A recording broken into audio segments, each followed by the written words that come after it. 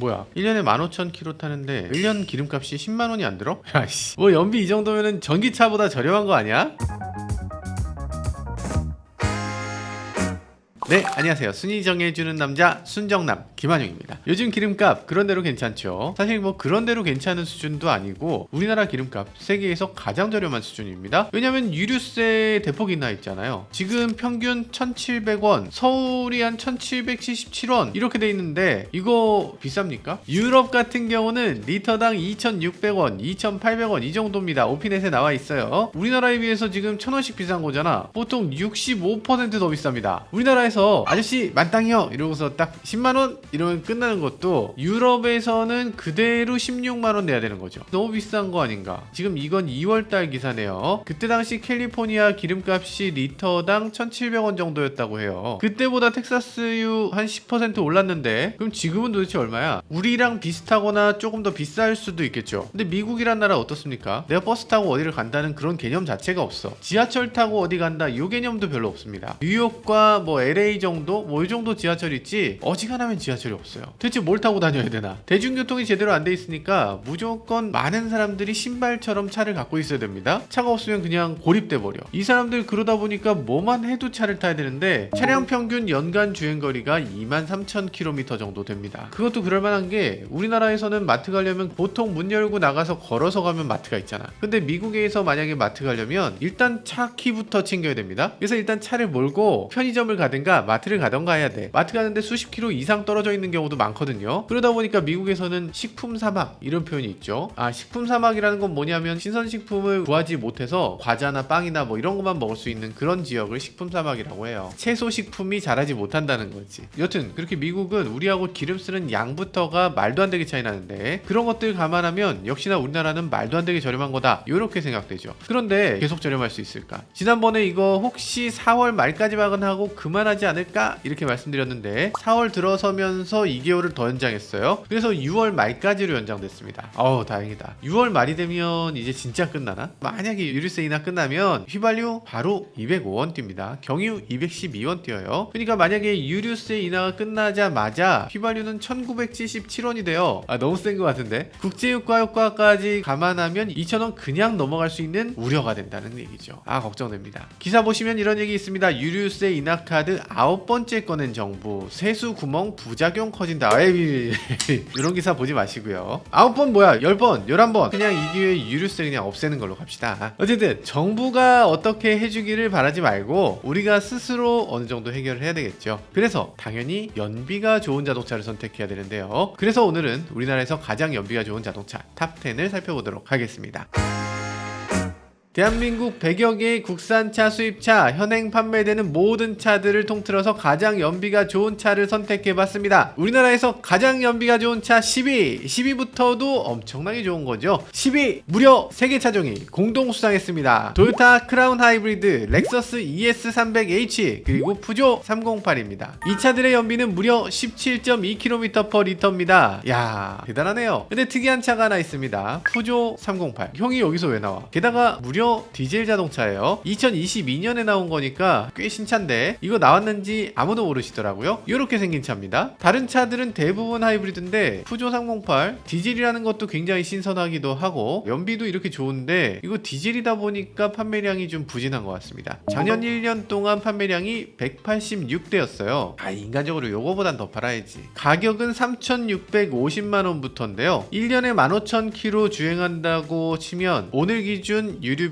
136만 5,700원. 와, 한 달에 11만원 넣으면 그냥 끝난다는 거죠. 더 이상 기름 넣을 일이 없어. 게다가 디젤이니까 기름값이 조금 더 싸기도 하고요. 근데 여기서 좀 빠진 게 있습니다. 요소수 가격이 빠졌어요. 이제 디젤은 다 요소수를 넣어야 되거든요. 근데 어떤 분들은 굉장히 걱정하시는 분들도 계십니다. 이제 요소수를 넣게 되면 그게 경제적으로 부담돼서 결국 디젤도 비싼 거야 이렇게 생각하시는데 사실 그런 건 아니고요. 승용차의 요소수는 사실 얼마 안 들어갑니다. 1년간 15,000km 탄다고 하면 아마도 한 10리터 정도 들어갈 거예요. 그럼 온라인에서 10리터를 사보면 한 15,000원 정도면 삽니다. 그러니까 이거는 뭐 136만 5천원이 아니라 138만원 된다는 거니까 뭐 그렇게까지 큰 차이라고 볼 수는 없겠죠. 여튼 요즘 푸조 보면 디자인도 굉장히 멋있고 실내도 푸조답게 굉장히 멋진 이미지, 그리고 인체공학적으로 잘 만들어졌거든요. 그래서 이 푸조도 눈여겨볼 만한 자동차란 생각이 듭니다. 자, 그러면 렉서스 ES, 토요타 크라운을 보면요, 이 차들은 둘 다 하이브리드인데요, 이 차의 1년 유류비는 148만 5,800원, 그러니까 조금 차이가 나네요. 한 달에 한 12만원대. 그래도 여전히 착한 거죠. 두 차 모두 완전히 동일한 파워트레인을 쓰는데요, 2.5리터 가솔린 하이브리드, 워낙 오래전부터 쓴, 좋게 말하면 검증된 엔진이고 나쁘게 말하면 사골 파워트레인입니다. 출력은 218마력이어서 배기량에 비하면 조금 부족한 느낌이 들긴 하는데 부족함 정도는 아닌 것 같아요. 그러면 하이브리드와 디젤 중에 나는 어떤 걸 선택하는 게 좋으냐? 여기서 복합 연비로 보면 디젤 하이브리드가 지금 똑같은 연비를 보여주고 있잖아요. 근데 실제 연비를 뜯어볼 필요가 있습니다. 도심 연비는 지금 이 두 하이브리드가 17.6으로 푸조에 비해서 월등히 좋습니다. 푸조는 지금 도심 연비가 15.6km/L거든요. 고속도로 연비에서는 푸조 308이 19.6km/L입니다. 와, 19.6? 엄청난 숫자거든요. 반면에 이 두 하이브리드는 고속도로 연비가 16.6km/L예요. 그러니까 차이가 상당히 나죠. 그래서 지금 도심에서는 하이브리드가 월등히 연비가 좋고 고속도로에선 디젤의 연비가 월등히 높은 걸 알 수 있습니다. 이런 걸 보면서 평소에 내가 타는 방식이 시내 위주인지 장거리 위주인지 이런 것에 따라서 디젤을 선택하느냐 하이브리드 선택하느냐 이렇게 고르는 게 좋을 것 같습니다. 자, 우리나라에서 가장 연비 좋은 차 9위 르노코리아 XM3 하이브리드네요. 아니지, 아르카나 하이브리드죠. 연비는 무려 17.4km/L입니다. 1년 예상 유류비는요 146만 8,700원. 야, 한 달에 12만원 내면 되네요. 이 차는 경제성 외에도 굉장히 독특한 특징이 있는데요, 우리나라에서 파는 모든 하이브리드 차 중에 가장 전기차 같은 느낌이 드는 자동차입니다. 시내에서 주행할 때 어지간하면 엔진이 개입되지 않고 모터로만 주행하기 때문에 정말 전기차 같은 느낌이 들어요. 도심에서는 최대 75% 전기 모드로만 갈 수 있다고 하고요, 고속도로 들어가면 최고속 100km까지 전기만으로 주행할 수 있다, 이렇게 얘기합니다. 다른 하이브리드 SUV, 예를 들면 코나, 니로 이런 차들하고 합산 출력은 거의 비슷합니다. 근데 엔진은 작아요. 가솔린 출력을 따지면 90마력 정도가 채 안 되는데 모터 힘이 워낙 쓰니까 다른 하이브리드와 다르게 엔진 개입이 적게 되고 엔진보다 전기 힘으로 밀고 가니까 전기차 느낌이 훨씬 더 많이 드는 거죠. XM3 하이브리드는 정말 좋은 차긴 한데 많이 안 알려졌죠. 초기 가격이 조금 비싸서 그랬을까? 어쨌든 올 초에 400만원이나 인하했는데 이것도 잘 모르시더라고요. 하이브리드 SUV인데 가격은 2,845만원. 이 정도면 가격 착한 편이죠. 우리나라에서 연비 좋은 차 8위 폭스바겐 골프입니다. 디젤 차고요. 연비는 17.8km/L. 오늘 기준으로 1년 유류비를 따져보면 132만원, 한 달에 딱 11만원 내면 된다는 겁니다. 와, 완전 싸죠? 사실 골프 디젤은 굉장히 역사적인 자동차입니다. 2015년에 미국에서 13,000km 주행하면서 연비가 가장 우수한 차로 기네스북 기록을 세우기도 했어요. 그때 연비는 34.5km/L. 이게 대단한 게 아주 짧은 거리는 이 정도 갈 수 있어요. 근데 13,000km의 평균이 34.5. 이건 뭐 하이브리드로도 넘기 어려운 그런 엄청난 기록이라고 할 수 있죠. 디젤이 아직 죽지 않았다, 이런 것들을 보여주는 것 같아요. 우리나라 전체에서 8위라니, 야, 대단하다. 그런데 아쉬운 건 판매량이죠. 사실 디젤이라는 것에 대해서 과도하게 부정적인 인식이 들어선 것 같아요. 사실 그렇게까지 나쁜 건 아닌데, 왜냐면 이산화탄소 매출량이라고 우리가 요즘 규제하고 있는 거 있잖아요. 그 이산화탄소라는 게 뭐예요? 연비 그 자체입니다. 실제로 실험실에서 연비를 측정할 때 어떻게 하는지 아세요? 다이노에다 올려놓고 배기구에다가 이거 꽂아가지고 거기서 이산화탄소가 얼마나 나오나 그걸 포집해서 이산화탄소 량을 재는 게 연비입니다. 그러니까 이 차는 연비가 좋아요, 이러면 이 차는 이산화탄소를 덜 내는 겁니다. 디젤은 연비가 좋아요, 이 얘기는 디젤은 온실가스를 덜 배출한다는 뜻이에요. 나름대로 경우에 따라서는 섞어서 사용할 만한 그런 연료예요. 그냥 무조건 덮어놓고 나쁘다고 할 건 아닌 것 같아. 최근 들어서 유로6는 미세먼지가 가솔린보다 오히려 적게 나옵니다. 질소산화물 나오잖아요. 요소수가 있기 때문에 질소산화물도 얼마든지 조정이 가능해요. 하여간 지금 디젤 게이트 때문에 연료 믹스가 지금 좀 왜곡돼 버린 게 아닌가, 이런 생각이 들긴 하죠. 자, 쓸데없는 얘기 죄송하고요. 지금 나오는 8세대 골프 가격이 3,985만원 정도입니다. 이 정도면은 가격이 만만치 않다, 이런 생각이 들긴 하는데 곧 페이스리프트를 앞두고 있기도 하고요. 이 페이스리프트 되는 차가 마지막 골프라고 합니다. 놀랍게도 이제 9세대 골프가 나오게 되는데 9세대 골프는 전기로만 나온다고 하네요. 이런 시대구나.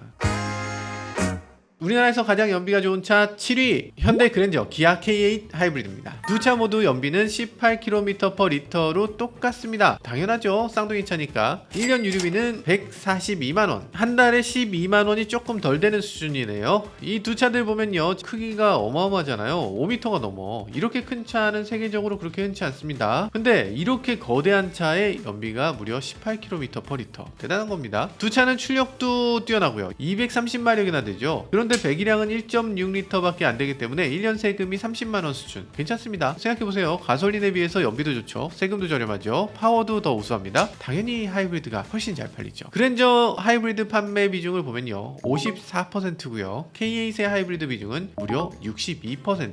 정말 인기 차종이구나. 자, 우리나라에서 연비가 가장 좋은 차 6위 도요타 캠리 하이브리드입니다. 연비는 18.5km/L, 1년 유류비는 138만원이고요. 한 달에 11만 5천원을 내면 되는 차입니다. 미국에서 얼마 전에 신형 모델 이렇게 나왔거든요. 또 2.5 하이브리드 똑같은 파워트레인이야? 이렇게 생각한다면 아닙니다. 놀라기는 일러요. 아까 ES, 크라운, 이 파워트레인도 똑같은 파워트레인, 똑같은 엔진입니다. 도요타 전체의 파워트레인이 몇 개 없어요. 지금 시에나, 하이랜더 할 거 없이 다 똑같은 엔진을 씁니다. 사실 이게 THS2라고 하는 시스템 언제 나왔어요? 2004년에 나왔으니까 20년 됐습니다. 근데 그때부터 지금까지 변화가 별로 없어. 그냥 약간씩 변해서 지금 세대 수로는 4세대인데 배터리 양이 조금 바뀌고 정말 조금씩 바뀌었어요. 지금 4세대 나왔다. 그 4세대가 나온 것도 이미 8년이 지났어. 8년 동안 4세대야. 전혀 변하지 않고 있습니다. 이 기사를 보니까요, 기사에는 하이브리드 모델 개발도 이제 종료했다 이렇게 얘기합니다. 그래서 이번에 나오는 캠리가 마지막이다 이렇게까지 얘기하는데요. 하이브리드 전체가 단종될 수 있다는 얘기를 하고 있어요. 아키오 도요다 사장이 미래는 하이브리드야, 전기차는 절대로 30%를 넘을 수 없어 이렇게 얘기를 했었는데, 그러면 하이브리드 더 개발하셔야죠. 더 개발 안 하고 단종 수순을 밟고 있다는 건 이건 좀 충격인데, 어쨌든 그럼에도 대한민국에서 6위,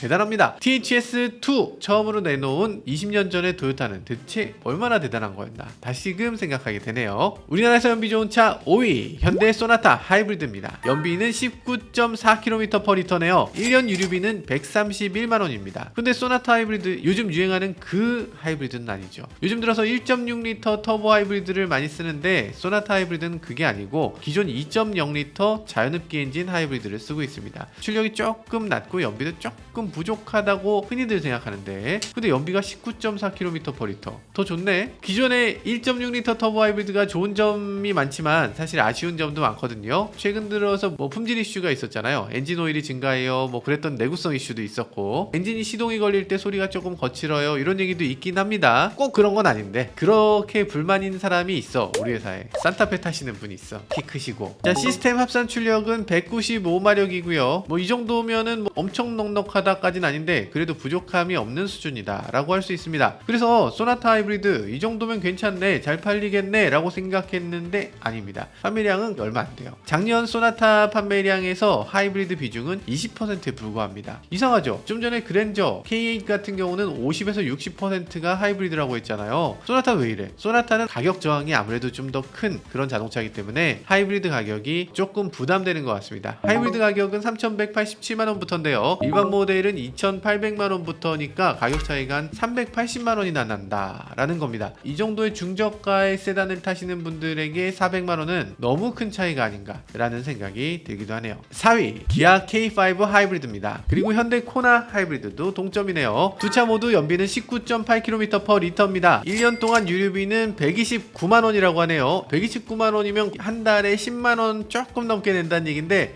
대단합니다. 갑자기 마음이 확 편해지네. 아니, K5는 소나타랑 형제차였는데 왜 K5가 연비가 더 좋고 코나 하이브리드하고 어떻게 똑같죠? 왜 그런가 보니까 K5의 무게가 35kg 정도 가벼워요. 희한하네. 디자인 때문인가? 뭐 때문에 그런지 모르겠지만 이 35kg 정도 가벼워서 순위가 하나 올라갈 수 있었네요. K5 같은 경우는 하이브리드 비중이 소나타보단 그래도 좀 나아서 35% 정도 됩니다. 소나타에 비해서 아무래도 젊은 사람들이 많이 타기 때문일까요? 아무래도 과학에 관심이 많은 사람들이 있어서 그래서 하이브리드 사나? 코나 하이브리드 같은 경우는 비중이 10%를 살짝 넘습니다. 아니, 연비가 이렇게 좋은데 왜? 코나 같은 경우는 역시나 저렴한 맛에 타는 차니까 300만원 차이 나는 하이브리드를 쉽게 선택하지 못하는 것 같습니다. 그래도 요번에 가격을 조금 낮췄거든요. 40만원 정도 가격 인하를 했으니까 한번 다시 살펴볼 필요가 있을 것 같네요.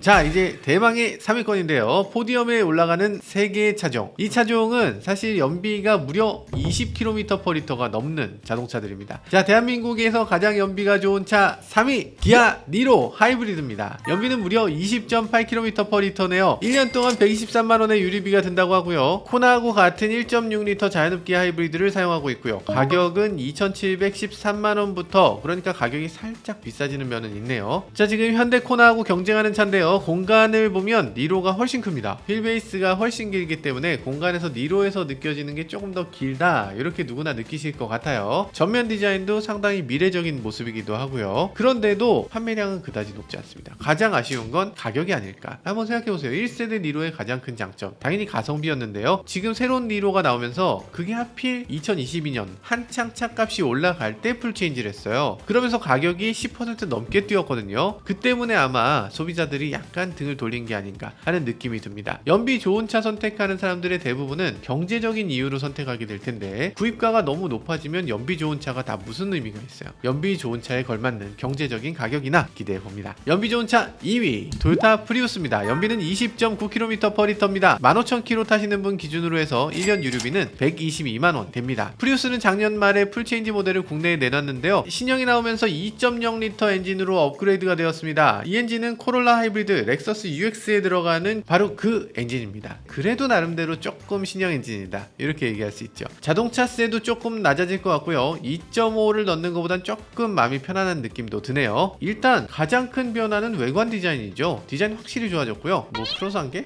아니, 프로 산게는 너무하지. 아니, 그것까지는 아니고 어쨌든 굉장히 늘씬하게 디자인이 바뀐 걸 볼 수 있습니다. 디스플레이 굉장히 커지고 통풍 시트 들어가고 옵션도 뭐 나름대로 괜찮게 들어오고 있어요. 근데 문제는 가격입니다. 낮은 트림이 3,990만원, 높은 트림이 4,370만원인데요. 야, 이거는 좀 그랜저보다 비싼 프리우스, 요거 경제성이 조금 부족합니다. 실제로 한 달에 프리우스 팔리는 대수를 보면 지난달에 92대 팔렸거든요. 굉장히 어려운 상황인데 요게 원인이 뭔지 너무나 알기 쉽죠. 4천만원짜리 프리우스를 어떻게 사? 가격을 조금 조정해주면 좋을 것 같습니다.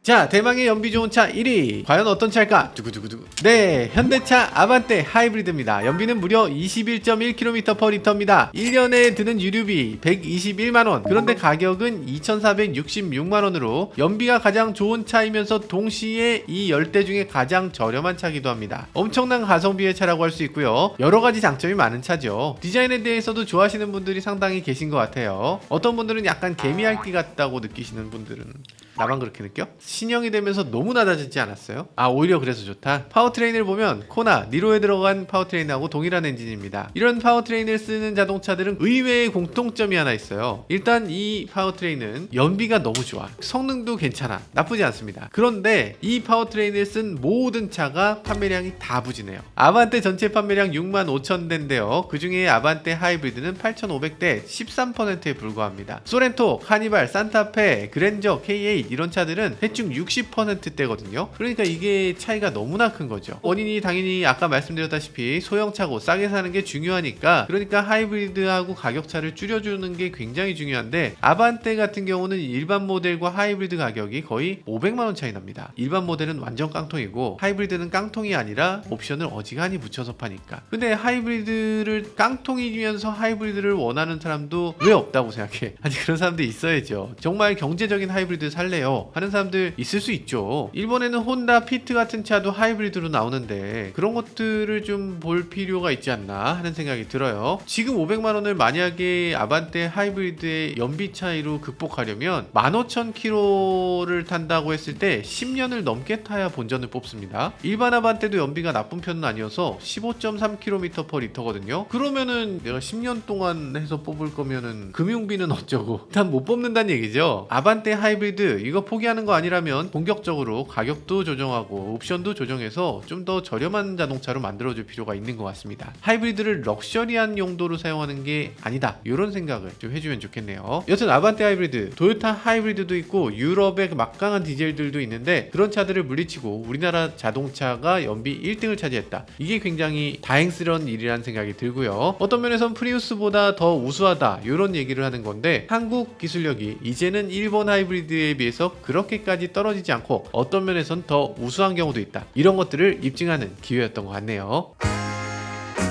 당연히 연비 좋은 차를 골라 타야 됩니다. 만약에 연비 좋은 차 골라 타지 않으면 예를 들어서 그랜저 3.5 리터 타신다면 연비가 리터당 9km예요. 연간 유류비가 284만원. 아반떼 하이브리드는 연간 유류비가 121만원이거든요. 2배 훨씬 넘는 거지. 그랜저를 타시더라도 하이브리드를 선택하셔야 돼요. 기름값이 딱 절반이 됩니다. 무조건 연비 좋은 차 타야 된다. 그럼 아반떼 하이브리드 연비 너무 좋으니까 전기차보다 더 좋겠네요 하시는 분들도 계시던데 정말 그럴까? 우리나라 전기차 중에 아이오닉 6를 한번 비교해 볼까요? 아이오닉 6는 전비가 6km/kWh입니다. 1년 급속 충전으로 예상 충전비가 86만 8천원 이렇게 써 있어요. 뭐야, 그럼 아반떼 하이브리드하고 비교했을 때 30만원 차이도 안 나는 거잖아 하실 수가 있는데, 에너지공단에서 요 주유비가 얼마다 요걸 표시하는데 지금 오류가 좀 있어요. 가솔린 차 같으면은 연초 기준이고요. 그러다 보니까 지금 이 기준이 1200원 1300원 기준 막 이렇게 돼 있습니다. 저희가 오늘 말씀드린 건 저희가 다 계산한 거예요. 가솔린도 그런 문제가 있고, 전기차 같은 경우는 지금 무려 347원 급속 충전을 기준으로 해서 계산을 해놨습니다. 전기차 타시는 분들 중에 급속 충전하시는 분이 얼마나 있어? 급속 충전을 반 이상 하는 분 아예 안 계실걸요? 대부분은 완속 충전합니다. 완속 충전할 때 얼마가 드느냐? 지금은 220원 정도로 되어 있습니다. 물론 자기 집에서 정말 자기가 전기를 끌어다가 하면 70원 80원도 돼요. 근데 어쨌든 일반적인 사업자한테 충전을 한다, 220원 기준이다 라고 계산을 해보면요, 15,000km 주행거리 기준으로 해서 1년 충전료는 55만원까지 낮아집니다. 한 달에 45,000원이면 끝나는 거예요. 국내에서 가장 연비 좋다는 아반떼 하이브리드 11만원이잖아요. 비교하면 거의 절반도 안 됩니다. 우리나라에서 연비 좋은 차를 지금 뽑아봤지만 아무리 연비 좋은 차를 뽑아도 전기차보단 2배 넘는다, 이게 현실이고요. 물론 그렇다고 해서 무조건 전기차다 라고 할 수는 없겠죠. 전기차 절대 살 수 없는 상황인 사람들도 있을 거고, 그리고 아이오닉 5, 아이오닉 6 이런 차들이 아반떼보다 신차 가격이 2배예요. 그러니까 단순 운영비만 계산해서는 안 되겠죠. 이런 것들 다 고려해서 앞으로 어떤 차를 선택하는 게 유리할지, 어떤 차를 선택하면 안 되는지, 이런 것들을 조금 더 많이 조사하고 다른 정보도 함께 앞으로 보내드리도록 하겠습니다. 지금까지 저는 모카 김한용이었습니다. 감사합니다.